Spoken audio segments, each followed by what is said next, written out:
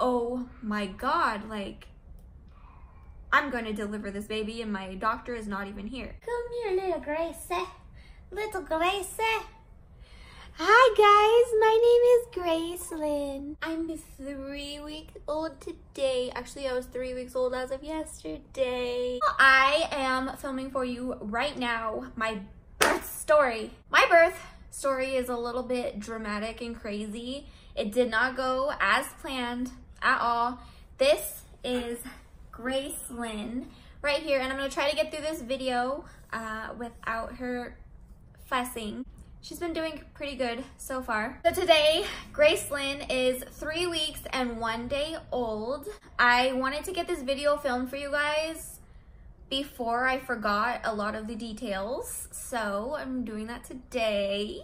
So if you watch my channel, if you have been subscribed for a little while, you know that during the end of my pregnancy, I started having a few complications. I think it was around week 33 that everything kind of really started to go downhill. And I'm sorry if you hear background noise. That's either her making noise or my boys are playing downstairs. Around week 33, I started having bloody urine. Ugh, my eye itches.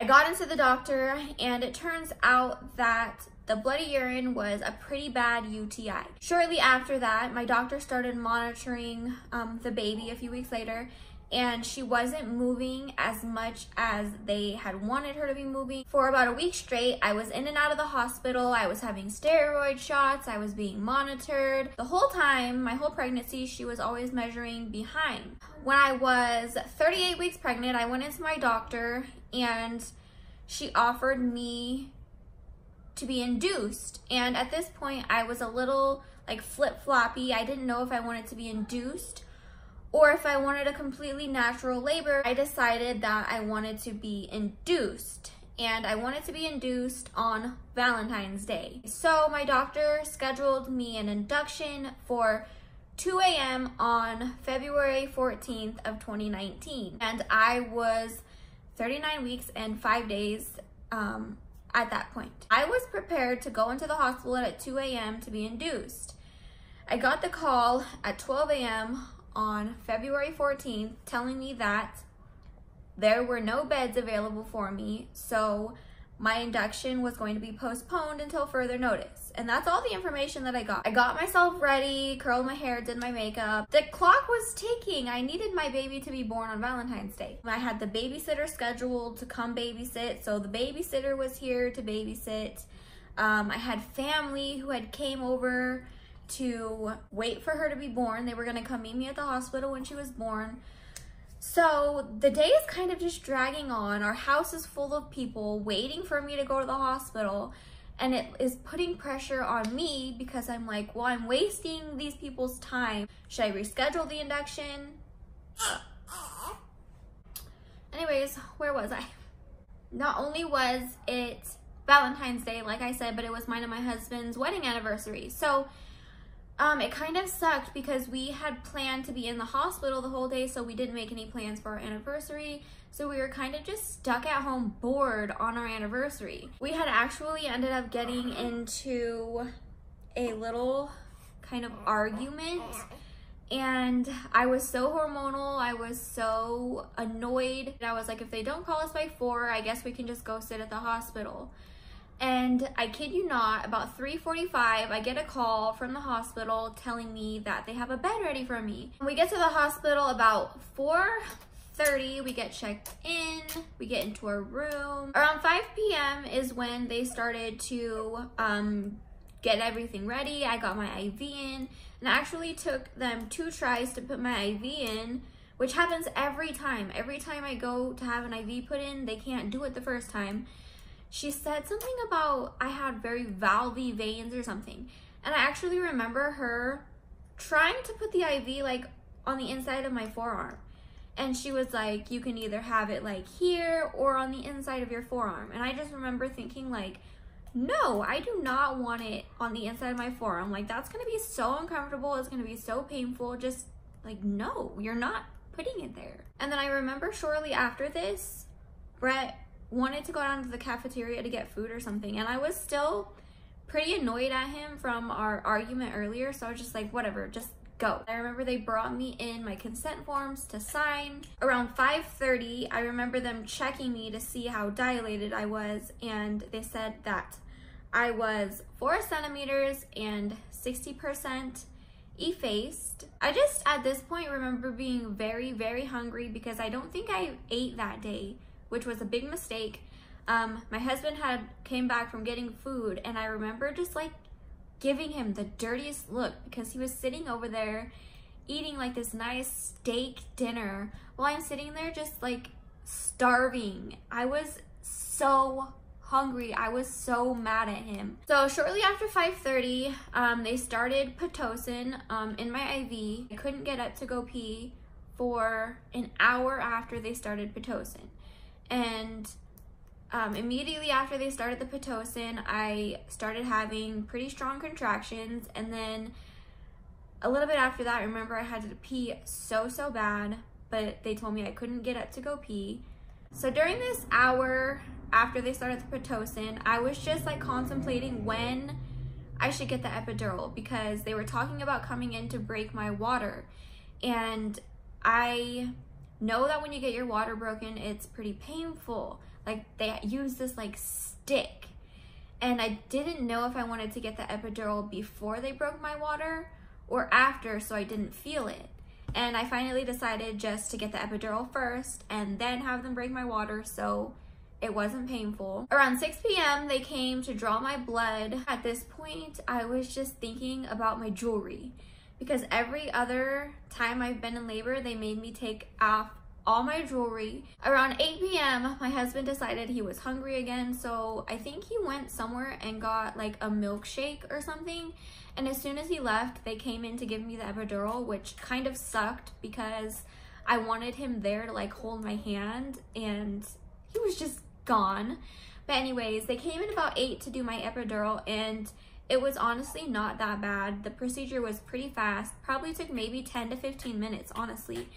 And I don't think I felt any pain. That was like nothing I could not handle, you know what I mean? And then around 8:30 they came in to put the catheter in, and so from the 15 minutes between when they gave me the epidural to when they gave me the catheter, I just remember trying so hard not to pee my bed because it's like the epidural was still wearing in, so I could kind of like feel the area down there, but it was starting to go numb, and I knew I had to pee.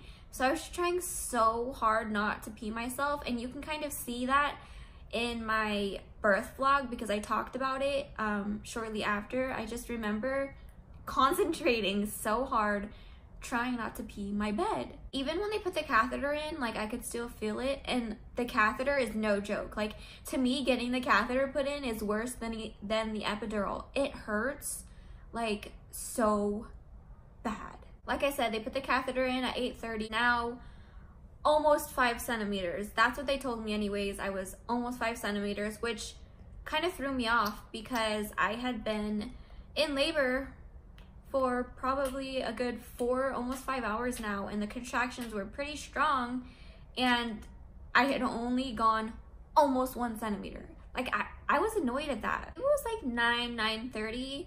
I just remember that I started shaking really bad, which is a side effect of the epidural. But not only was I shaking, I felt so uncomfortable, and the only way I can describe how I felt was I felt like the epidural was too strong. Like I wanted to be laying on my side. I thought that would relieve some of, like, I don't even want to call it pressure. It felt too numb. And I wanted to be on my side because I felt like that would kind of help make some of the numbness go away. And I just could not get myself on my side. And I remember Brett coming over to me, like trying to help me turn on my side. He was like telling me he was gonna help me get comfortable. And I was just so mad and I was so uncomfortable. I basically just shooed him away. I was like, no, get away from me. Call the nurse. I want the nurse to come help me. She's gonna be able to put me how I'm gonna be comfortable. And now looking back on it, like I felt really bad because he was really trying to help me. But finally the nurse came in and she put me on my side, and it didn't help at all. At this point, I remember Brett just coming over. He was feeding me ice chips because I was so thirsty, but I was so uncomfortable and I was starting to get nauseous to the point where like I needed medication. They ended up giving me, I believe it was either Zofran or morphine. I can't remember which one. I'm pretty sure it was Zofran. They gave me Zofran in my IV, and then I just remember passing out. So this was about 9:30 and I slept until about 11:45. The first thing I did when I opened my eyes was look at the time, because again, I wanted my baby to be born on Valentine's Day. So I look at the clock and it's 11:45, and the first thing that goes through my mind is like, okay, I'm not gonna have a Valentine's baby. Like, she is not gonna be born today. I guess during the period where I was sleeping after I took the Zofran, they had actually checked me to see if I was dilated, and I didn't wake up, and they actually inserted an internal fetal monitor into my baby's head through my vag without me even like knowing or being aware of it while I was sleeping. So I was passed out pretty hard. And I remember the nurse telling me at this point that my blood pressure was really low. And she says that it was so low that she ordered me some kind of medication and that they were on their way to bring me this medication. So she had me turn over sides, so turn from my right side to my left side, and she actually took the blood pressure monitor that usually goes on your arm, and she put the cuff on my leg, which was strange because I've never had that before. When the medication gets there for the low blood pressure, I remember her telling me that at this point my blood pressure had gone back to normal. So it was only when I was laying on my right side that my blood pressure was really low. And I don't know why. I feel like this was the stupidest question to ask, but I remember asking the nurse, is it worse to have high blood pressure or low blood pressure? And she basically said it's the same. It's not good to have either, which, I mean, obviously common sense. It's around midnight now, and they check me again, and I am now 7 centimeters dilated. I remember my doctor coming in to kind of check on me, and she told me that she was about to go deliver somebody else's baby, and that she hoped that I didn't have my baby while she was over there delivering somebody else's baby. I believe that I just went back to sleep from about 12:30 to 2 a.m. And around 2 a.m. they woke me up and they checked to see if I was dilated, and I was still at 7 centimeters. So I was not progressing at all. They brought in the peanut ball, the little ball that they put in between your legs. And I had been telling them this entire time, if they just go get the peanut ball and put it there, then I would progress faster, because that's what happened every other delivery. I guess that they just couldn't find the peanut ball, like it was lost or something. Anyways, that's what they told me. So around 2 a.m. they found the peanut ball and they put it in between my legs. And they were like, okay, we'll be back in 15 minutes to check on you. And I told them that last time this happened, in my last delivery, they put the peanut ball there, and in a matter of minutes, I was at 10 centimeters, I was ready to push. So that they needed to come back and check on me sooner. They didn't listen to me. So 2 a.m. they put the peanut ball, and around 2:15, I just felt like my baby's head was gonna fall out of my vag. I'm over here trying to yell for my husband, who was literally like 3 feet from me sleeping. I'm trying to yell for him and he's just not waking up. I'm trying to like find something in my reach that I can grab, because I couldn't move because I had the epidural. I was trying to find something that I could grab to throw at him to wake him up. And I couldn't reach the little nurse button that you press. So I was kind of just stuck there feeling like her head was gonna come out. I just yelled so loud for my husband, and he finally woke up, and I was like, can you call the nurse into here? Because I feel like I need to push. Like, I feel like the baby's head's gonna come out. It wasn't even actually my nurse that came in. I guess my nurse was busy with another patient. So it was just some random nurse that came in, and she was like, well, I'm not your nurse. but I could definitely check to see if you're dilated if you want. And I was like, yes, please, because I feel like my baby's head is gonna fall out of the hole, out of my vag hole. And so she checks me and she goes, oh yeah, you're ready. The baby is right here. Don't push.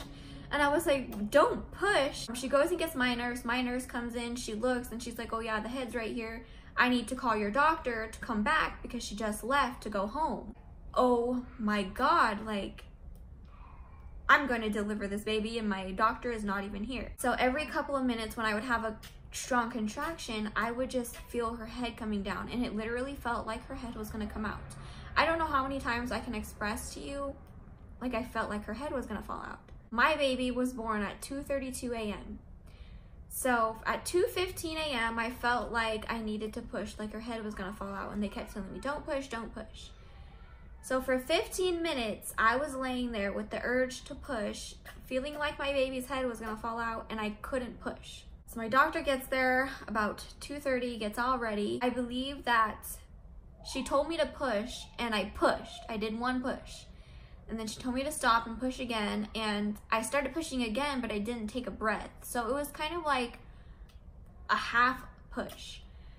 And then she told me to push again, so I pushed again, and my baby came out.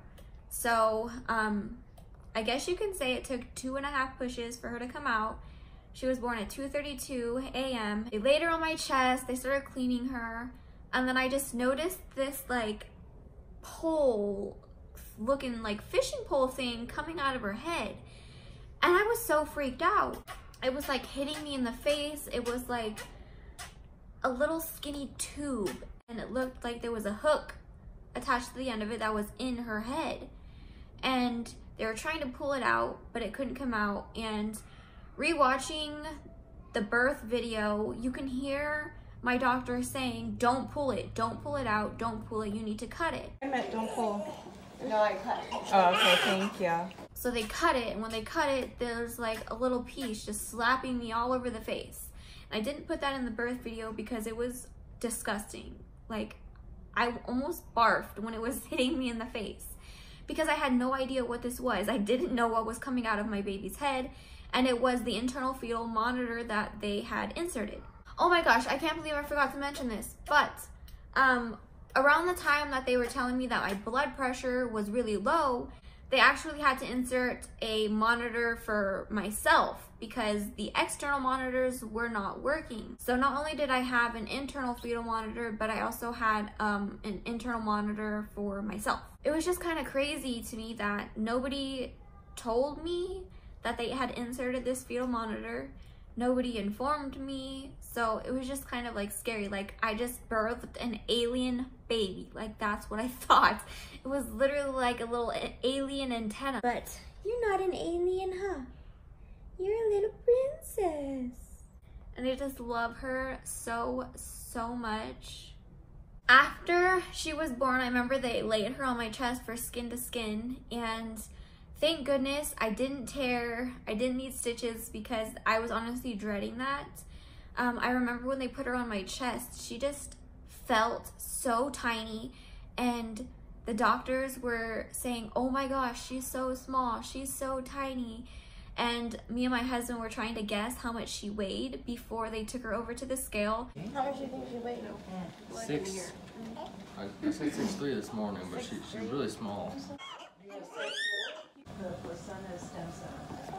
She was actually 5 pounds, 14 ounces. She was 19 inches long, born at 2:32 a.m. They were down there trying to deliver the placenta or whatever, and they took Gracelyn over to the scale, and they were cleaning her up a little bit, and they were weighing her, and my husband went over there with her. And it was kind of weird because I remember when they were trying to deliver the placenta, it was my midwife, and then I think there were a couple other women in there. I think they were like practicing to become midwives or something. But I remember them talking about my placenta and them saying that it looked weird, that something looked weird about it. And my midwife just kept being like, no, this looks normal, this looks really good. And then they kept being like, are you sure? Like, you should take a second look. And it freaked me out so bad. But everything ended up being normal. It was fine. Also, something else that I don't want to forget is that shortly after I got the epidural, my husband was sitting next to me doing something on his phone, and I was actually trying to address the argument that we had been in earlier. I was like, okay, so now that we're here and there's nobody else around, we're gonna talk about this. And he was like, no, I don't want to talk about it right now. We can talk about it after the baby's born. And I was like, no, I want to solve this before the baby's born. And it was just kind of like an awkward situation, because what had happened was, while we were at home earlier that day waiting for me to be called into the hospital, I just remember getting this message on Facebook. And I always dread getting messages from other women on Facebook, especially when they're screenshots, because I know it's never good news. It was basically this woman telling me to get my man out of her inbox. That's what we were arguing about earlier in the day. And it kind of sucked because it was our anniversary and it was Valentine's Day and it was the day that our daughter was supposed to be born, and I'm getting this message telling me to get my man out of this woman's inbox. I was just like irritated, and I was angry, and I was mad, and I was like, are you kidding me? So I was trying to address the situation in the hospital, and I was being kind of loud about it because he didn't want to talk about it and I wanted to talk about it. And I just remember him telling me, like, can I keep my tone down? Can I keep my voice down? Because everybody's gonna hear. And I was just like, I don't care if people hear. Like, I want to talk about it. And he just kind of like avoided the situation. So it made kind of my birth experience a little awkward. Like, I didn't feel close to my husband how I wanted to feel during that time. Like, I wanted him to comfort me more.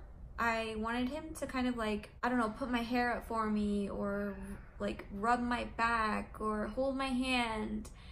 Instead, he was just across the room eating and playing on his phone, which is basically what he's done during every birth. I don't know why I thought it would be different this time. It's kind of just the normal thing for him, but I kind of just like was wanting that closeness and I didn't get it. Sorry if you hear the boys in the background. They're arguing like normal, like little toddlers. I don't know if you could tell that during my actual birth, labor and delivery video, but it was just awkward for me. And it wasn't the experience I had hoped for, which kind of sucked. So my birth experience was nothing that I expected it, nothing that I hoped it would be, which is exactly why I didn't make a birth plan, because I just didn't want to be disappointed if it didn't go how I expected. That is little Gracelyn's birth story. That is my birth experience. And if you can relate, or if you have similar stories, please let me know in the comments. I love interacting with you guys. I love replying to your comments. And I love just getting to know a little bit more about you guys. And I especially love hearing about other moms' birth stories and experiences. I hope that you enjoyed this video. If you did, please give it a thumbs up. Subscribe to my channel if you haven't already. And we will see you guys in the next video. She finally fell asleep, so I don't want to wake her up. I'll see you guys in the next video. Bye!